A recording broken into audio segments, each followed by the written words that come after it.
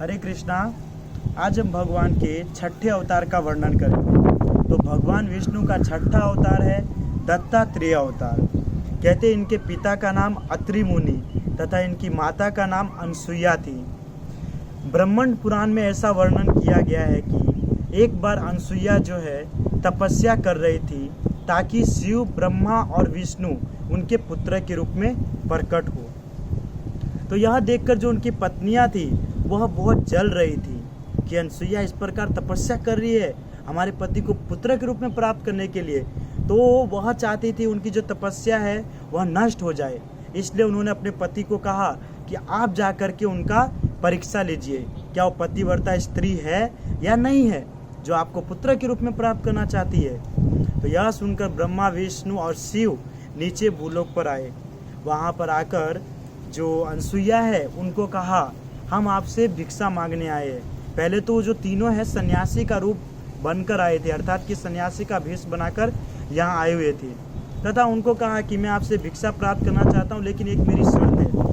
अनसुईया ने कहा कि ठीक है, आप बताइए आपकी क्या शर्त है।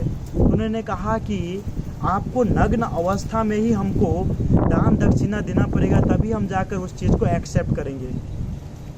तो यह सुनकर जो अनसुईया एक बार तो भयभीत हो गई, घबरा गई कि क्या करना चाहिए क्या नहीं करना चाहिए। फिर उन्होंने समझ के अनुसार कार्य किया।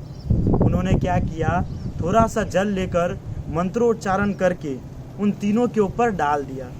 जैसे उन तीनों के ऊपर अर्थात कि ब्रह्मा, विष्णु और शिव के ऊपर डाले, वैसे ही तीनों शिशु के रूप में प्रकट हो गए।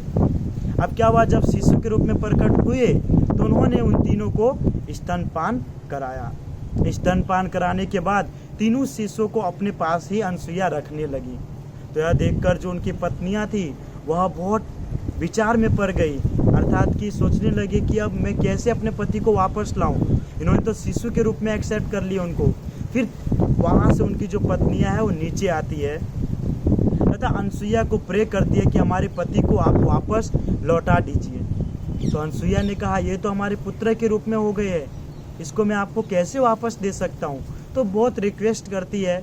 फिर अनसुईया कहती है ठीक है, कोई बात नहीं, मैं आपके पति को वापस लौटा दूंगी, परंतु इनका एक अंश जो है वो मेरे पास होना चाहिए, अर्थात कि तीनों का जो एक एक अंश है वो मेरे पास होना चाहिए। तब जा कर के ब्रह्मा से चंद्रमा प्रकट हुए, शिव जी से दुर्वासा मुनि प्रकट हुए और जो विष्णु है उनसे दत्तात्रेय भगवान प्रकट हुए। इस प्रकार कहते हैं कि दत्तात्रेय भगवान के 3 मुख थे और 6 भुजाएं थी।